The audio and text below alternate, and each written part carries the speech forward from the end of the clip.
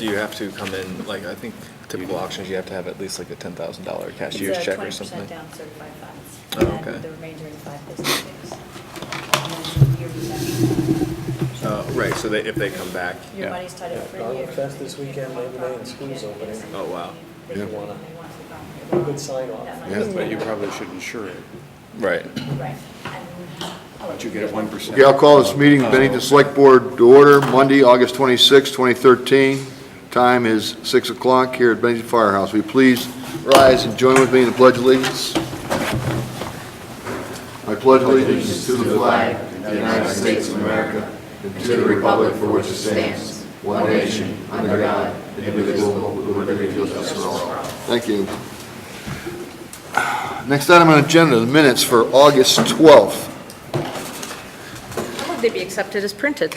I can second that. Okay, any discussion on the minutes for August 12th? Once again, beautiful job. Where were you when I was doing my thesis for my master's? You weren't born yet. Don't embarrass her, stop it. She embarrassed me last week. What do you mean? Okay, next item on the agenda, the warrants. Call the vote first, please. Okay, we didn't do that. No. All in favor on the minutes for August 12th, say aye. And that's 6 and 1 absent. Okay, next item on the agenda, the warrants. Not a lot on the warrants this period. I'd move their acceptance as circulated. Okay. We don't have to We don't accept really- them, right? we Just don't really ask We don't need more, questions. any discussion on any of them? I don't have any questions, I'll clear. John? Nope. As I signed it. Okay, we'll put them aside then. Do I have any citizens out there that'd like to address the select board and the people of Bennington? I see none. So we'll move on. The introduction of the district ranger, Bill Jackson. You want to come up, please, Bill? You need to come up here, sir. Over here. Chair? Just pull up a chair and just introduce yourself so the TV audience can see. We haven't had a district ranger in a while. Is that right? Yeah, so, Thank you for allowing me to stand here in front of you. You want me to stand or sit? oh, you can sit. Either way. Okay. All right. Sure. Yeah, come on up. Bring your chair. All right. So why don't you tell us real quick, Bill, this is an introduction, but a little bit about you. Okay. And Will do. where your headquarters are and points of All right. contact if anybody wants to get a hold of you. Okay. Yeah, I'm Bill Jackson. Thanks for having us. This is Melissa Reichert and Jeff Tilley. Okay? We all work for the United States Forest Service, Green Mountain National Forest. I'm based in Manchester, Vermont, Manchester Center, Vermont. That's where our district office is. I'm the district ranger. So I oversee the southern part of the Green Mountain National Forest. And the reason we're here today is to introduce a new project that's going on we're going to start looking at, which is known as the South of Route 9 Integrated Resource Project. Integrated Resource Project, we refer to them as IRPs for short. And South Route 9 is, as defined, we have a map that we'll show you here shortly, but that's the landscape location where we're going to focus our efforts to accomplish projects on the ground and to manage. Is that going to happen from Brattleboro back to Bennington, south of 9, or where's that going to occur? It'd be easier on a map. Okay. And we'll show you on a Why don't map you- here. I can do the, You have the best maps. hold the map up. Yeah, the South Route 9 project is primarily on the Green Mountain National Forest. Okay?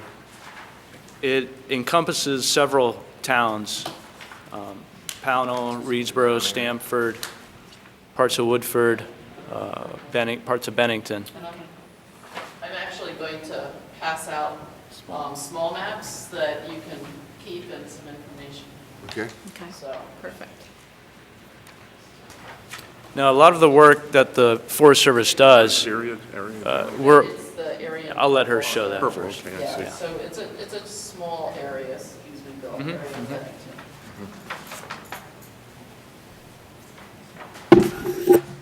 Thank you. Okay? All right. a lot of the way that the Forest Service accomplishes work in Vermont is a pretty unique process that we refer to as IRPs. And it creates some efficiencies in how we approach meeting our targets. As a federal agency, we have targets that we have to meet every year, which include amount of timber harvested, amount of sales produced. It includes managing quality wildlife habitat, providing clean water quality, providing opportunities for recreation, protecting cultural resources. So the way we've accomplished projects on the Green Mountain National Forest has by and large been through these integrated resource projects. And we're just finishing up a integrated resource project in the towns of Dorset and Peru, and that was known as a Dorset-Peru IRP. And that project was a 3 to 5 year effort. And from that project, we have a lot of projects on the shelf that we are now able to implement. So just for an example, in that decision for the Dorset-Peru IRP, it allows timber to be harvested, it allows trails to be built, it allows trailheads to be expanded, it provides opportunities to rehabilitate old roads, to rehabilitate cultural sites out there. It gives us the tools to be able to do what we do as a federal agency in managing the landscape. So the South Route 9 IRP is the next big project that we're going to be focusing on. And it's a big deal to us because it allows us not only to integrate with the towns in the southern part of the Green Mountain National Forest, but it allows us to provide all those products to the American public that we manage these lands for, whether it's providing quality recreation or providing timber, providing opportunities for wildlife, protecting wildlife habitat, that is. It's how we do business, essentially. So when you work with I guess, we know you got the Woodford Snowbusters, which I'm told is one of the biggest snowmobile clubs in the state. You work closely with those folks on the trail management and stuff? We do. Oh, yeah, we do. We do. And when you harvest the wood, do you have an independent logger come in and do the work, or? Jeff will get into the aspects of timber sales Okay. and how we harvest and how we put up sales. So we'll get to that phase. The IRP process, essentially there's 3 phases to this process, and it's conducted over a 3 to 4 year period. Right now we're in the first phase, which is landscape inventory and assessment, and that's just really recognizing what is out there on the landscape and looking at an inventory on the ground and assessing, okay, we have a forest plan that guides our management of the national forest, much like you probably have a town master plan, something similar. So we have a forest plan which guides our management, and our forest plan was revised in 2006. Right. And the forest plan outlines our desired condition. You know, how do we want to manage the forest? Where do we want to be? What are those outputs? So we look at our existing conditions on the ground, and we say, this is what exists, this is our desired, how do we move to that desired future condition? And these IRPs help us to do that. The first phase is that inventory and assessment. The next phase is collaboration and planning, which Melissa will get into. And then finally, the NEPA analysis, which is how we analyze the effects of a project, the potential effects of a project on different resources, which we refer to as NEPA, which stands for the National Environmental Policy So example is the Searsburg Wind Farm? Exactly. That went through a extensive NEPA process, environmental impact statement, resulted in a decision ultimately to authorize that project to move forward. So That that's wasn't done similar. as an integrated resource project, though. That was brought to us by what we call a proponent, meaning somebody brings a proposal to us Yeah. and a commercial proposal, and then we have to analyze it through the NEPA process. Because you're national, do you go through Act 250? on some of these things, or no? You're exempt from, Yeah, we don't have to go you through have Act to coordinate 250. Act 250? No. We do work closely with the state, A&R, on our projects, and in fact, we have a meeting scheduled later this week to discuss this very proposal with our state A&R counterparts, because, you know, we try to reach out, collaborate with different partners. So that's as far as why we're here, it's really to introduce the South Route 9 IRP. We're in that first phase, inventory and assessment, but we're going to start moving into public meetings and to try to generate some good ideas as far as opportunities go and projects go for this geographic area. A couple years ago, one of the biggest controversies around here was including more national forest in the wilderness areas. You anticipate that's going to happen again when you get into public hearings? Well, so this is a different process. That was in the process of developing the forest plan, which we're required to do every 15 years. Part of revising a forest plan, we have to do a wilderness analysis, basically, to look at areas to see if they have potential as wilderness. Now that we have the plan, we don't have to do that wilderness analysis, and what we're doing is site-specific projects. So instead of doing this, you know, sort of master plan, we're doing things on the ground. So the wilderness is not part of this discussion. Okay. So anyway, we're beginning the second phase. We're working on collaboration. We are about to start having some public meetings. We plan to have those in Pownell, Stamford, and Reedsboro, which are the three towns that have, you know, most of the land in the project area. And beginning of October is when we plan to have those meetings. During those meetings, we usually sort of go over what we found so far in this inventory and assessment phase and what we think the types of things are that need to be done to move us from where the conditions are on the ground to the conditions that we'd like to see, and start to develop a list of possible activities and get public input on that list and the public's ideas. Usually, as the collaboration phase, we also do some site visits where we go out and look at some of the areas. So I'm pretty sure one place that we'll be going is to the Dome, which is a very interesting area. In Pownell.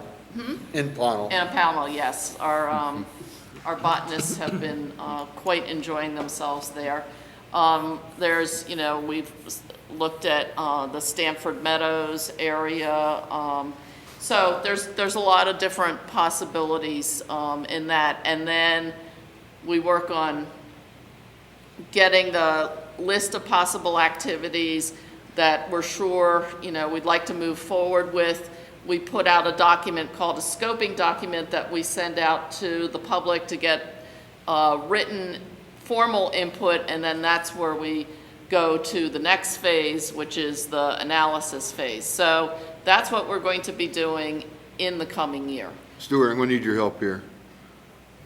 I mean, if folks in on Searsburg, Reedsboro, Stamford, where's our water? Isn't it up Well, there? you can see what's Hancock Lake or Sucker Pond Yeah. is right there in It's in the national forest. west corner.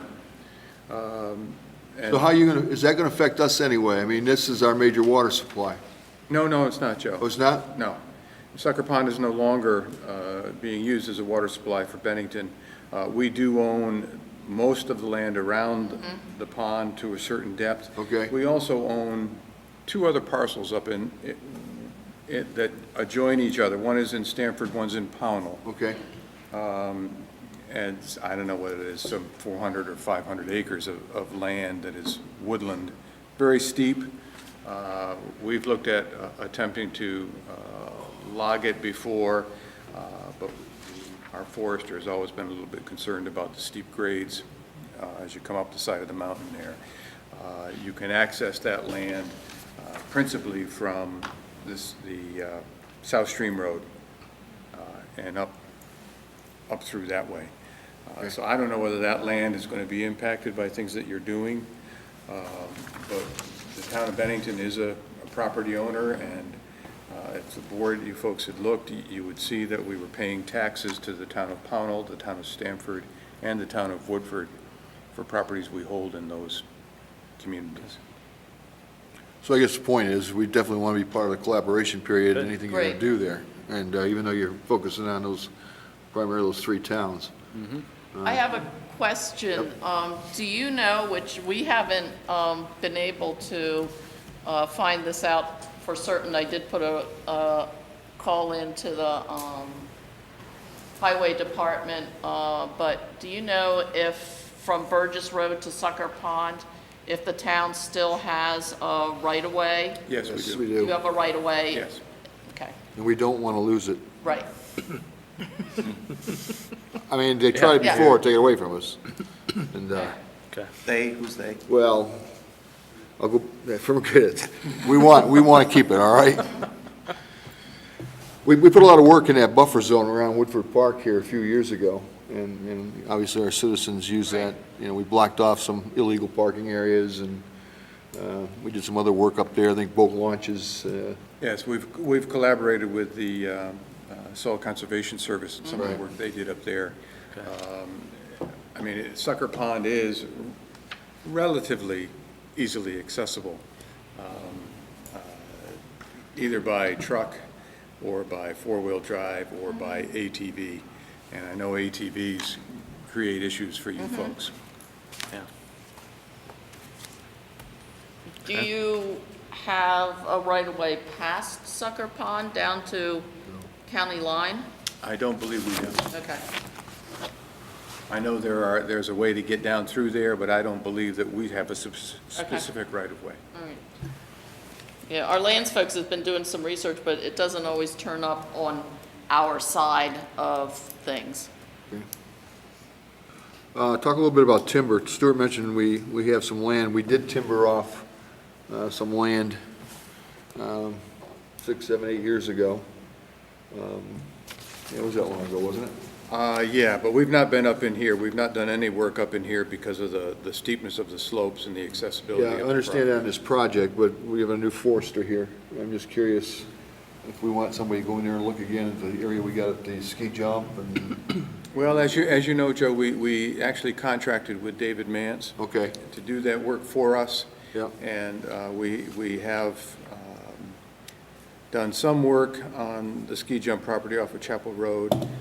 We took a long look at the project or property we own on Niles Road, which is landlocked, but there's some issues with some of the invasives that would interfere with our ability to get in there that we have to deal with first.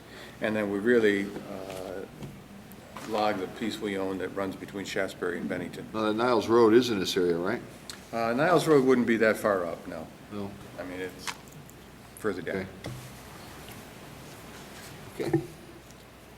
Timber, If I could back up a little bit, as far as why are we focusing on this geographic area, South Route 9, we go through a process on the forest where we decide collectively, all right, where are we going to focus our next efforts for these IRPs? And South Route 9 came up for a few reasons. One is it has a lot of recent acquisitions that we acquired from City of North Adams, you know, some water supply areas, and various other acquisitions that haven't received much attention from the Forest Service, honestly.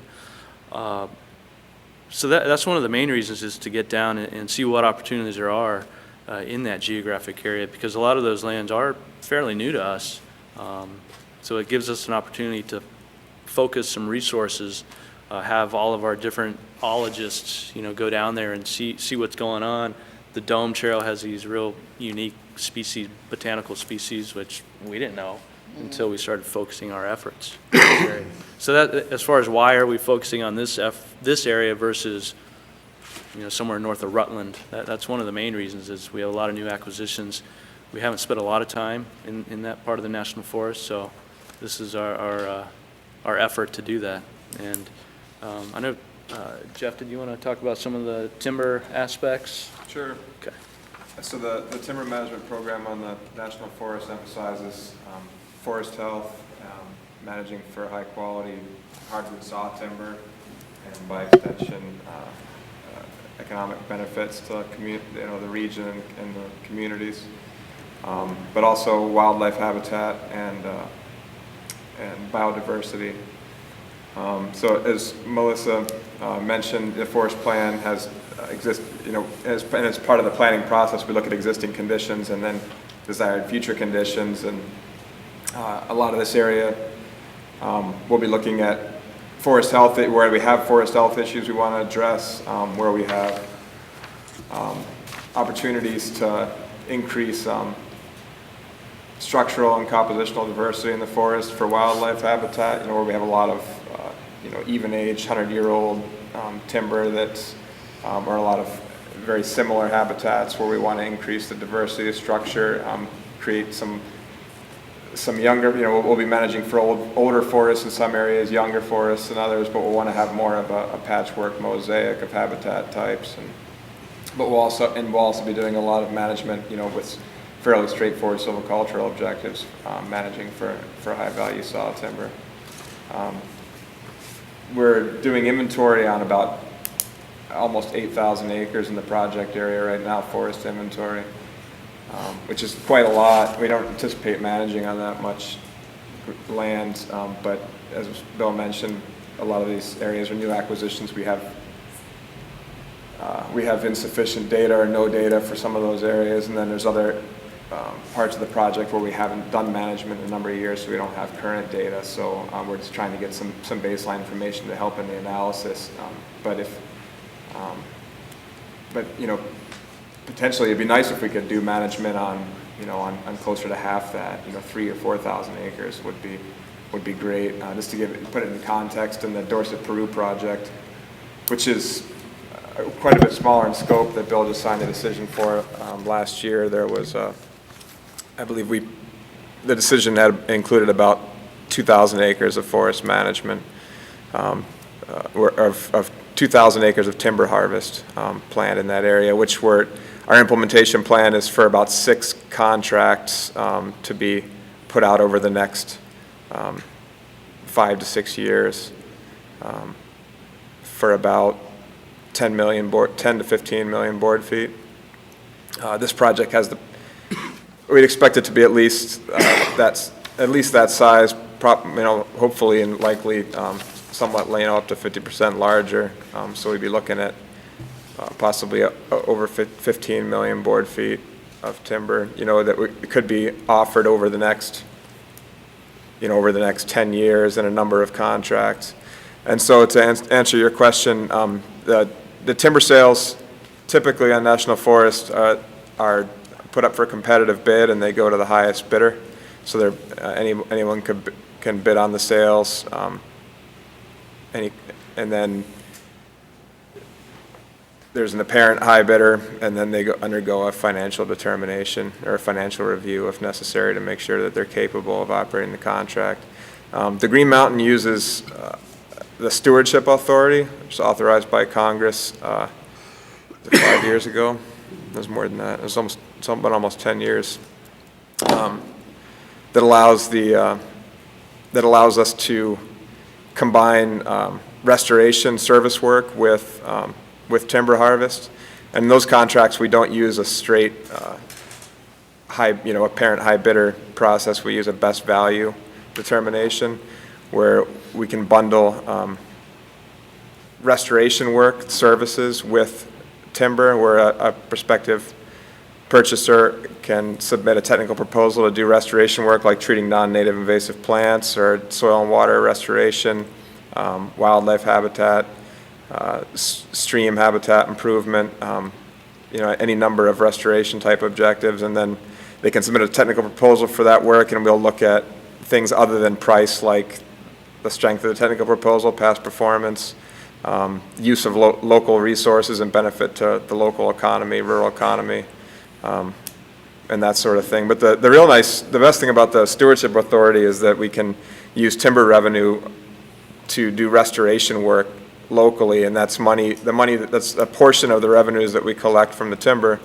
which doesn't get sent back to the treasury or put through other trust funds or has overhead pulled off of it. The portions that we use for, under the stewardship authority, 100% of that goes back onto the ground in restoration work, and none of it's used for Forest Service salaries. It can only be used for service contracts, partnerships, agreements, goods for services, timber contracts, where the money's going directly back into restoration work on the ground locally, and then employing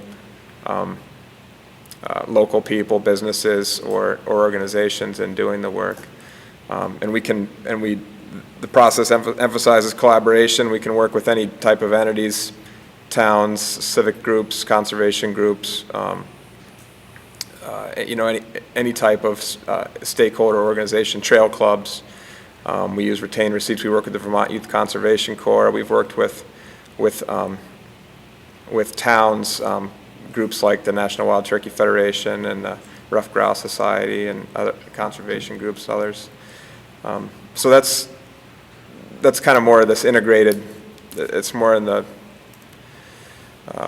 line with the integrated approach that Bill was talking about, where we're kind of trying. The timber program on the green has become more integrated with other programs, where we try and take a holistic look at the project area, look at all the different activities that we might need to do to move it more toward a desired condition, and then try to analyze it and implement it in a more integrated way. So in working on our timber objectives, we're working closely with wildlife, for example, to figure out how best to blend our silvicultural objectives and growing high-value timber with the best benefits to wildlife. Is there any invasive species or timber diseases that those of us in this part of the state have to worry about that's out there right now?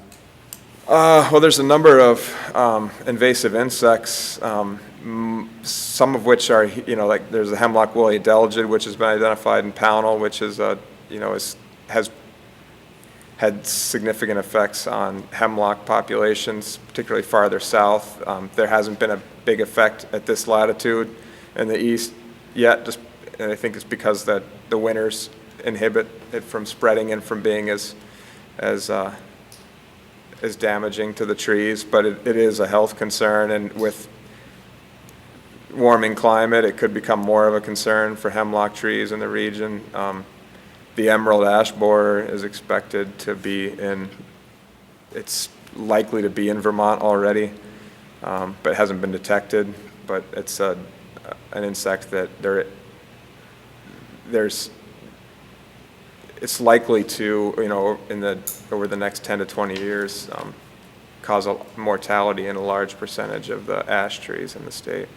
We have actually a citizen asked me this week if we had a plan in place, if the state or local were doing anything in that respect. She had noticed several dead ash trees recently on her property, which borders the forest, and she's a former forester and a tree nursery manager now, and was curious if that was something that wasn't just, wasn't being noticed yet, or if there was something that people were dead into we just weren't seeing a lot of, because you see the purple boxes in different places. I haven't seen too many around here, and so Yeah. I was curious where that stands. And the purple traps, from what I've understood talking to entomologists, is they're not terribly effective at detecting. They've been working well for it's the best they can do for a trap with what they know about them. They're a great PR tool, because people ask about them and it gets a conversation going. But the more effective ways, it's more labor intensive, is to girdle trees, which would draw insects in, and then to cut those trees down after the season, and then cut them into sections and peel them and look for chambers and galleries and things. And that effort's going on, and the state has kind of an action plan that our forest silviculturist has been working with the state, and and they did a kind of a mock-up this last year where they looked at how they would respond if an infestation was found. But I think everyone pretty much expects that in sometime in the near future we'll find the ash borer, and then there's, the main objective will be to just kind of slow the spread down, to contain it as much as possible and prevent it from spreading as quickly as it might. But nobody knows, nobody's been successful in actually stopping them from spreading. But it's mostly a move through firewood. That's probably the biggest, most imminent one. Then there's the Asian longhorn beetle that's been such a problem down in Worcester, which doesn't spread as quickly as the ash borer, but it could affect sugar maple. So if it did get established somewhere, it's easier to contain or control potentially, but also potentially pretty damaging. Well, and then there's all the invasive plants, which we have done a survey in the area. We survey roads and trailheads. We don't usually have a lot of problem on trails per se because the canopy is enough, but we do survey the trailheads, and we've identified the areas and the different types of invasive plants that are in the project area. And in one of the past projects, we did set up a cooperative weed management group that is working on removal of the invasive plants in, that's the White River area. So that's something that definitely our botanist is very interested in. Okay. Well, appreciate you coming in today and giving us this information. Obviously, being the Green Mountain State, our trees are important to us, especially the sugar maples and everything else we've got up here. And obviously, there's a lot of controversy from some of us old-time Vermonters about whether we're doing enough for wildlife habitat. A lot of us believe we're not. A lot of us believe we blame the fact that we haven't harvested a bunch of timber. So hopefully, from what I've heard tonight, you guys are going to get into there and we're going to find the right balance. So this thing, so our hunters don't go to Maine. They stay here in Vermont. There you go. And the dome, I'm really concerned about the dome in that area. We have families got camps up there, and I'm not sure where your boundaries are. You say you've acquired some of the land on the dome, is that the Green Mountain Forest has? Yeah, we own the trail up to, but not including the top. Okay, So the Forest Service does, we, Okay. the people of the United States. I have information on, also on stream crossing work that we're doing.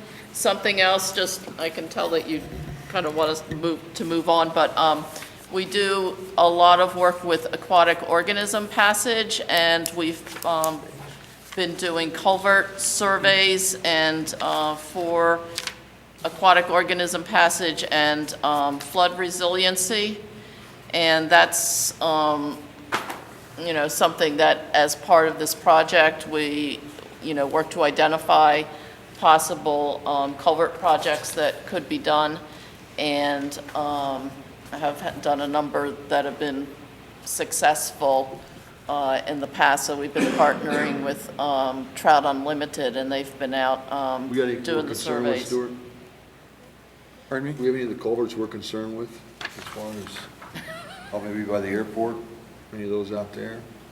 No, we've dealt with all of our problem issues this year. Okay. We have one major culvert replacement on Whipstock Road, but that's just undersized. I have a couple questions for you guys, actually. You mentioned the timber sales go back into funding a lot of the different projects, right? So those sales wouldn't come back to the towns directly, it would actually go into any other project, or would that be our decision when the time comes?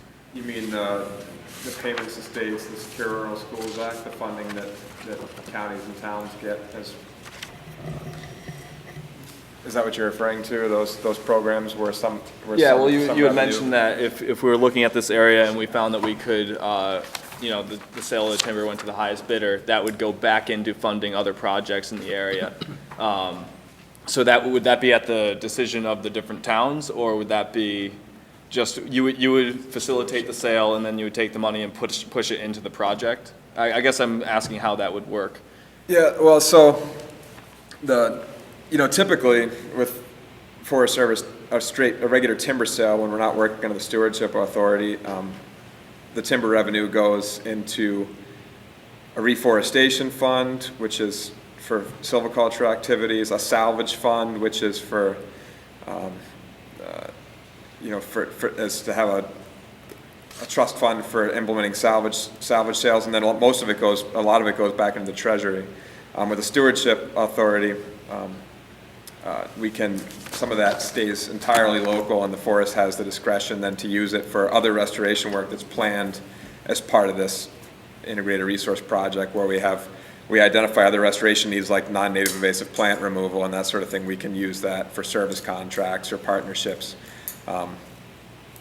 So, the forest, we would identify those through the analysis, but through collaboration with stakeholders, towns, interested groups, conservation groups, whoever might.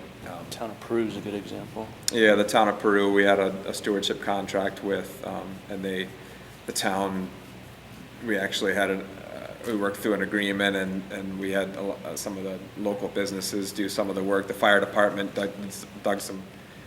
did some fire line or fire break construction around a unit where we wanted to restore oak, so we could do prescribed burn in that unit, so that we could try to promote oak regeneration and after harvest and that sort of thing. But yeah, so the revenue doesn't come back to the towns directly. There is the Secure Rural Schools Act and payments to states where towns and counties are given a certain amount of money based on the amount of national forest that's within that town or within that county, and this wouldn't affect that at all, the stewardship authority. And then the only other question that I had, when you started talking about targeting this area and what had drawn you here, I mean, you had very good reasons, but I think you also mentioned that sometimes people could come to you with an area that they might be interested in developing. If we were to have some lands that we wanted to increase the recreational, I guess, purposes for, would we be able to bring that to you and ask for your help to look at and get some sort of evaluation and possible work in the future as well? Yeah, absolutely. That's part of the collaboration phase and reaching out to the different towns and groups involved in that area, because you have a lot of knowledge that we don't have as far as potential opportunities. So that's where the marriage makes sense, to come to you guys and ask, what are some opportunities that we can implement, as long as those activities are within concert of our forest plan and they're allowed by law, regulation, policy, all that stuff. Sure. But yeah, absolutely. We're all ears. Okay, thank you, very, very informative. All right, And, thank you. I'm sure that you're aware now the areas we're concerned with. And, Great. Yeah, thanks for your time. Appreciate it. Thanks for Bye. coming down. All right, Stuart, next item, Assistant Town Manager's position. Yes, what I'm asking the board to do is reinstate this position. It was last held by Paul Boney, who left us not the 7 years ago that I think I told Patrick McCardle, but actually back in 2000.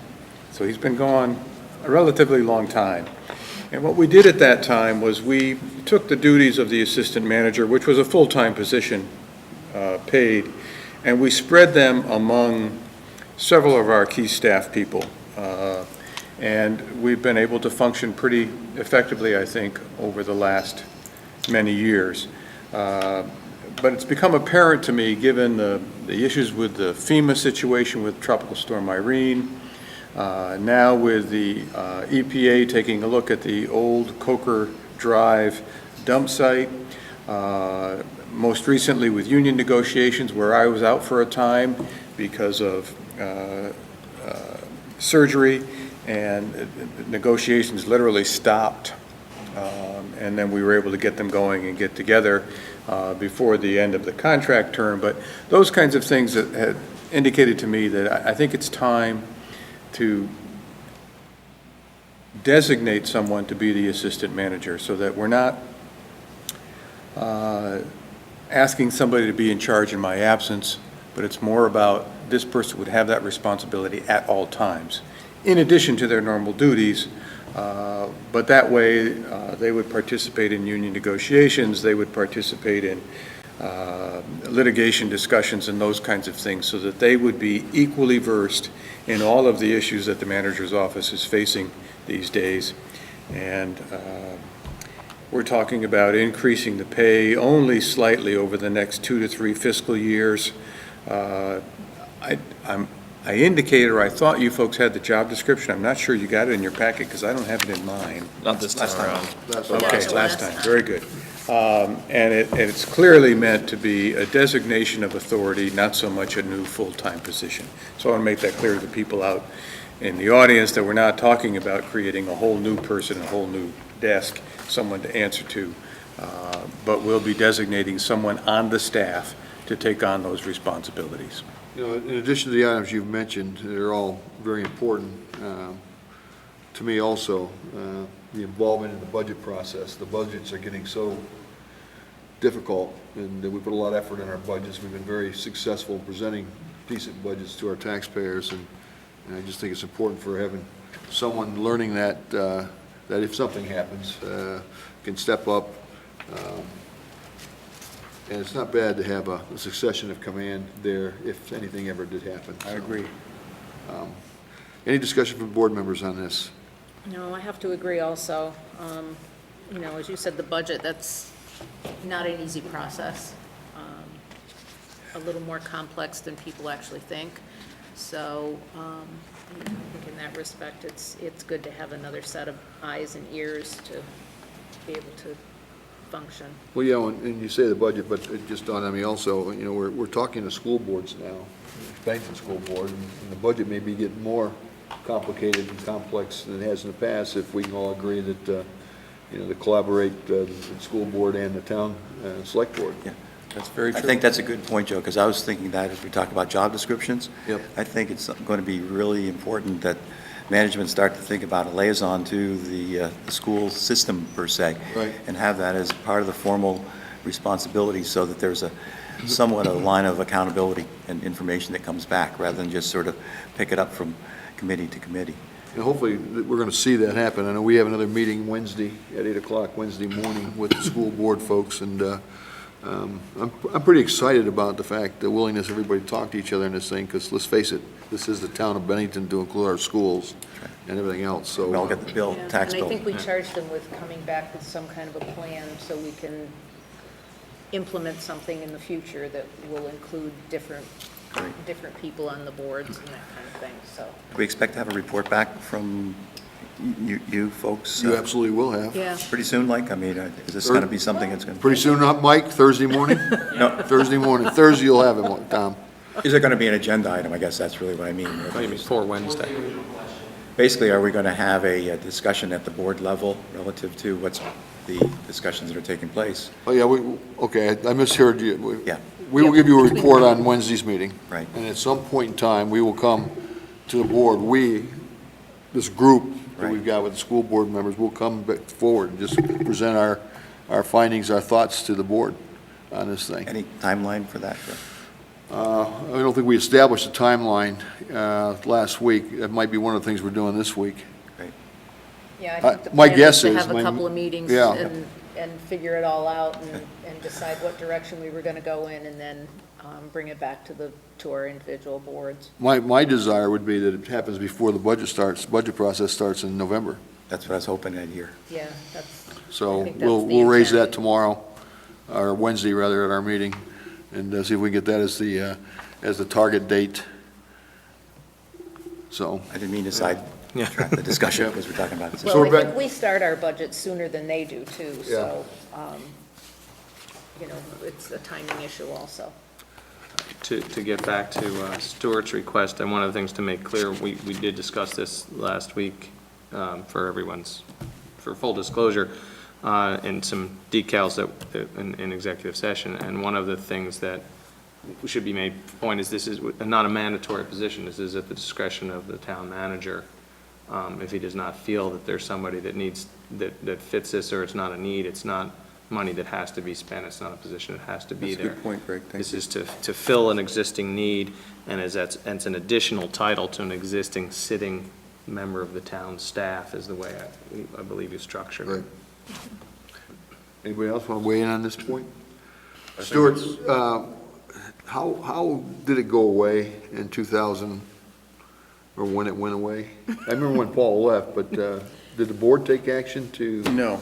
So No. why, I simply decided not to fill the position at that time. It was an opportunity to save some money, both in salary and benefits of a full-time position, and we spread out the responsibilities that the position was carrying among three of our key staff people. It was at that time, I believe, that we created the human resources position. We created our facilities manager position. And we also enhanced the planning director's position to include other aspects of real estate development, real estate acquisition, and management by the town. so we're being asked to reinstate something that never really went away?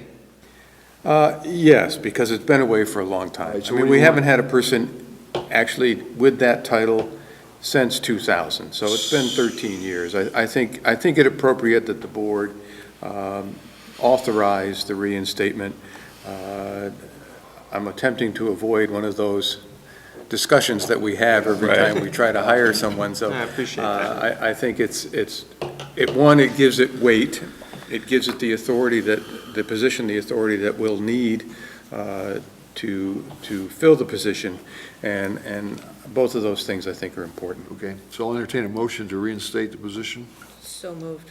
Do I have a second? Any further discussion? I wonder, are other towns, villages having these same positions, or assistant town managers? That's not an uncommon position. It is not an uncommon position in towns our size, in some cases in towns smaller than ours. I think we've been very fortunate with the staff that we've had over the last 13 years that it's not been an issue, but it just seems to me that over the last couple of years, things have cropped up that I've really had to reach out to other people on the staff, and I just as soon have somebody on the staff that I can turn to and say, you're the guy or gal, and everybody will know it. When this was taken away, this position was taken away, you said that the responsibilities were spread across three main employees, and Yes. then also there was an addition of two other roles as well throughout the process. But would that spread out responsibility come back and rest solely on the person appointed here? No. So it'll remain spread out? Yes.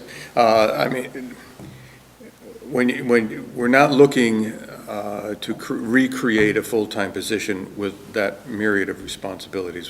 What I'm attempting to do is designate someone who would have the authority to speak for the town in my absence with the support of the manager and the board. And that's really what this is all about. Any further discussion? If not, all in favor? 1, 2, 3, 4, 5, 6. No one against and one absent. 6-4. Thank you. Okay. And I will adjust the job description. That the liaison discussion about the schools is a very good point. Okay. Stuart, hiring policy discussion. Well, we've had this discussion over the years a number of times, and sensing some direction from some of the board members in some of our discussions. You'll note that there's a lot of space between positions here, so if we have discussion that we'd like to add to this, I'd be certainly glad to offer that. But I'm suggesting that when a key position, and by key position, I'm talking about generally department head level positions, when one becomes vacant, you all generally know about it, but what I would like to do is, or propose to do, is notify you of the vacancy with a job description, a current pay level, an estimated time to conduct a search, a closing date if one can be determined that early on, and if we're going to use a committee, as we have done in the past with the chief of police, identify committee members and reach out to the board to see if any members of the board would like to serve. That gets us into the resume review, potentially the interview phase. At some point, there would be a time where the top candidate or candidates could be identified. I would then provide a copy of the resumes of those individuals or the individual for you folks to understand who we're looking at and why, plus provide a time frame for our interview and due diligence process to conclude. Once that is concluded, then I would notify the board of the selection, the pay level, starting pay, an approximate start date prior to any public announcement. hopefully that, in that way, the board will be entirely involved in the process at every step of the way, and we won't, I won't find myself surprising you with a particular choice. You'll understand how the process has worked, you'll understand what the candidates, what the top candidates look like, and if in fact there are members of the board that serve on a committee, then it gives you further insight into the process and the decision. Okay, discussion from the board. I think this is great. I mean, if I was in your position, I'd want to come forth to the board and everyone that's really part of the team when selecting a new key team member. So I appreciate you putting this together. One question I did have, you said after the interview you would talk to us about the selection, the pay level, and all that. This is just from my knowledge, I guess. Do you set the pay level, or is that open discussion? Generally, the pay level is set during the budget process of all of the positions. We recently provided to you all, I believe, a whole list of all of the various positions and their levels of pay. I think that would be something that we talk about as the process moves forward. I think I can safely say I've never hired in 20 years. I've never filled a position with someone at or greater than the pay that the person that left was making, simply because I believe that everybody has to learn and grow into a position. And so we generally have been very fortunate to find very, very qualified people who are willing to take a little bit lesser pay at the beginning, but that would be part of the discussion we'd have. Right. So you'd know where we're heading and what direction we're hoping to end up in. I think this is exactly what I'm looking for. I think part of the reason I wanted to see something like this is to get some continuity. I think, our board is fairly diverse in the strengths and the experience that we have, and I think that it gives us an opportunity to help you in any of those efforts. It also gives us the opportunity to see what's coming. I would like to add, which probably is understood, but at the end of it all is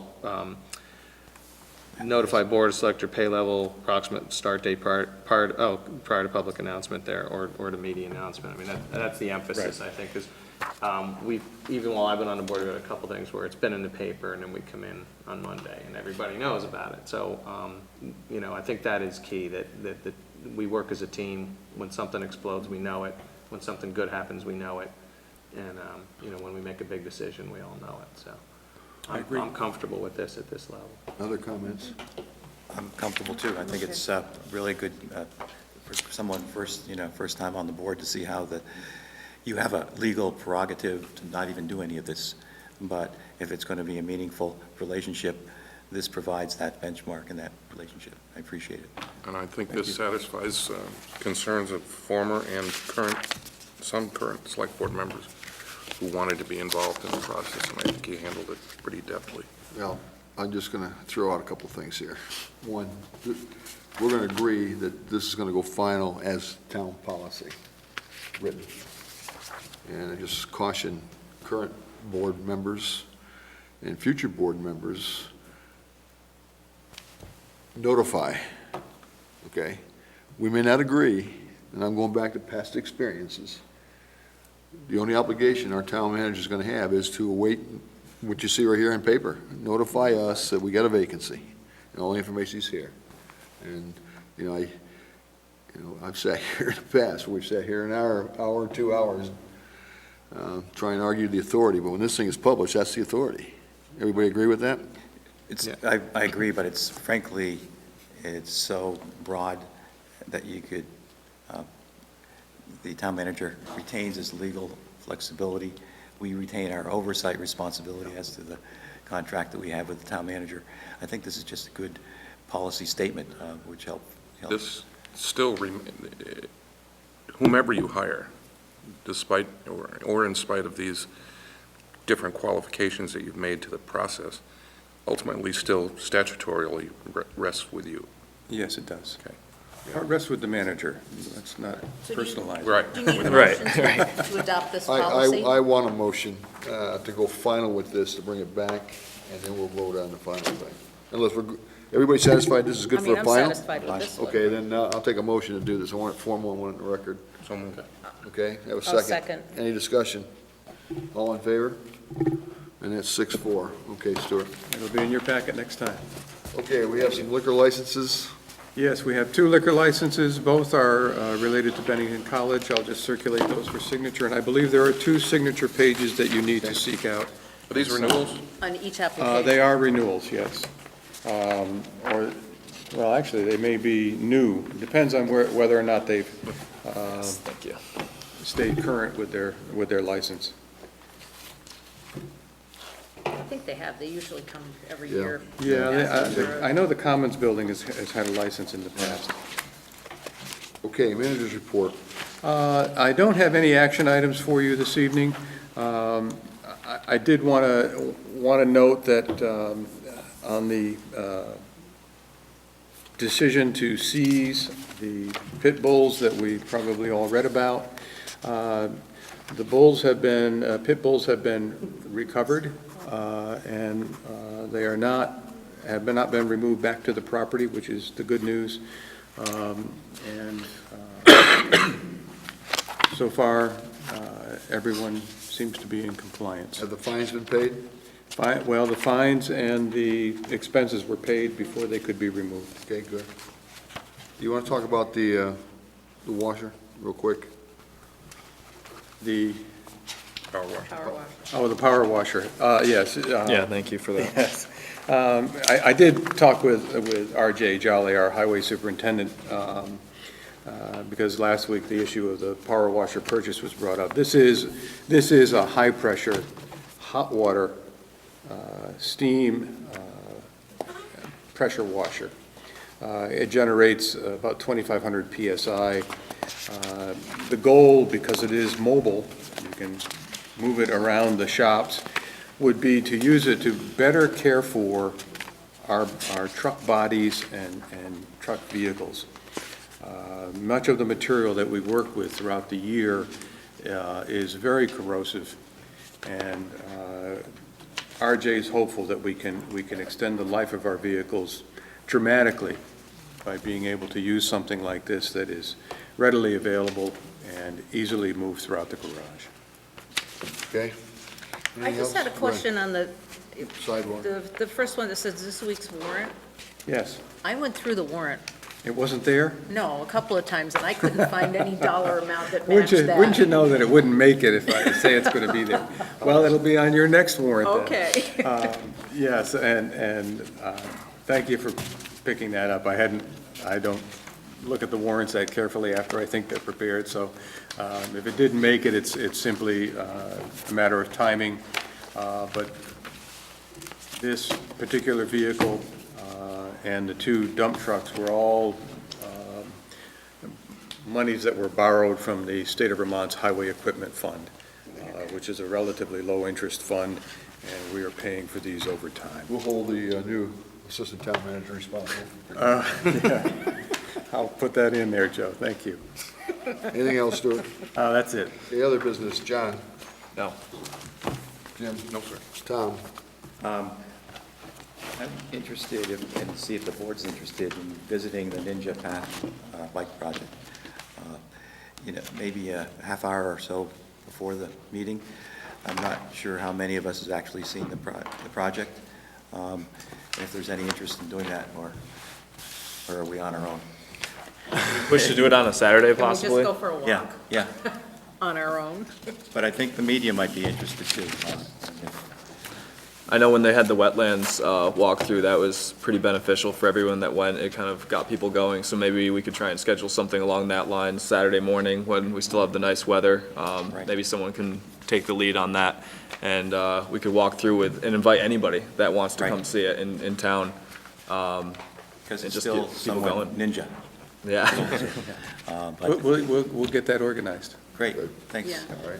Just a That's thought. a good idea. Greg? Yeah, I just want to thank everybody who put Battle Day together, the parade and everything. I did manage to get to the podium this year and see the whole thing, and it really is fun to see all of Bennington come out in, en masse and line Main Street and watch the firefighters and the Shriners and the bands and everybody. And I want to congratulate Chief Steve Crawford for his award as Fire Chief of the Year. this week we have an equally exciting, if not more exciting weekend with Garlic Fest coming up, Labor Day, schools opening, all that good stuff, so drive carefully, et cetera, et cetera. Okay, Sharon? Yep, he just said it all. Okay, I'm going to bring up a serious issue here. We've had discussion among some of us, and the issue is, and I think the public needs to understand what each of our positions are concerning confidentiality of things that are mentioned in executive session. So, Tom, you put a pretty good discussion on the email thing. I think, do you want to tell us what is your thought on the confidentiality of things that are discussed in executive session? The essence of a executive session, as I understand that the law does provide, it's limited to certain aspects, and our attorney would be better advised or give better direct advice. But the long and short of it is to allow the members of the select board to have open, frank, and candid discussion that would not be chilled by being in open public forum. There are no minutes taken. It's just for a dialogue amongst and between the members of the board so that issues that are allowed by statute to be discussed in executive session can be done without having them minutes taken or reported at the public meeting or in the public media. If there is action to be taken, it's time that when that executive session ends, either at that time or another public notice meeting, to come out and actually have that discussion, and if their motions are appropriate, to deal with motions. But if we're going to have executive sessions, then we really need to have the support of the entire select board to understand that the integrity of that session needs their cooperation. Other members want to weigh in on this? Greg? Yeah, I would. I think it's very important to the people of Bennington to know that if we're discussing delicate matters about their business or their financial situations or anything, that it's held in strict confidence. I would like to see us clarify a policy when the entire board is present and make sure everyone's on the same page, because if for some reason someone believes that it's not confidential and we're having a conversation, it should be made clear where everybody stands. But my understanding of the outlines of procedure in the select board handbook that I read when I first joined this board was that executive session is a confidential conversation and should stay that way. John? Yeah, I mean, I have to agree, otherwise what's the point in taking something into executive session, so. I couldn't agree more. It's a betrayal of all of us, especially when it's shared with some rather nefarious individuals. But ultimately, it's a betrayal. And then what we say in executive session should stay there, period. Thanks. Sharon? Well, I'm the oldest member of the board, in more ways Members in and- more ways than one. And as long as I've been a member of the board, it's always been, any discussions have been confidential. And, you know, I feel the same way, that they're not to be made public after the fact. I agree, and then earlier this year, we got clarification on what we could talk about. We have to go a little more explanation of why we're going in for personnel, why we're going in for legal, or why we're going in for contracts, and I think we've been doing that. And again, I sit on a number of boards, and I have sat on a number of boards, where when you go into executive session, that is the trust between the members of the body that's going into elected executive session to do, as Tom said, talk frankly to each other. And in my experience, we've had some pretty heated discussions sometimes in executive session where no action need to be taken. But, you know, at the end of the thing, you shake hands and you walk out and you do your job. To the best of my knowledge, in 12 years we've been on, I cannot recall when we ever did not come back, if we felt we had to take action, come back into open session to take action. And I know the press sitting here, oftentimes, you know, we've had controversial issues. You've asked us whether or not we're going to come back in, and I think we've been pretty frank in saying either we are or we're not. And as long as I'm the chair, we're going to continue to do that. We will vote on it. So I think what I'm hearing is consensus is that things that are discussed in executive session are confidential matters. They should not be discussed unless you come back out into open session and the board moves on it, votes on it, then obviously it becomes public record and goes on from there. Everybody clear on that? Agreed. Okay. That's all I have for other business. We do have to go into executive session for contracts on a loan, and I do need a motion on that. So moved. Do I have a second? Discussion, all in favor? That's unanimous, 6-4. And thank you, folks. Oh, and Joe, I should add that I do have a very brief litigation issue just to Okay. update you on. And a legal issue? And litigation. Litigation.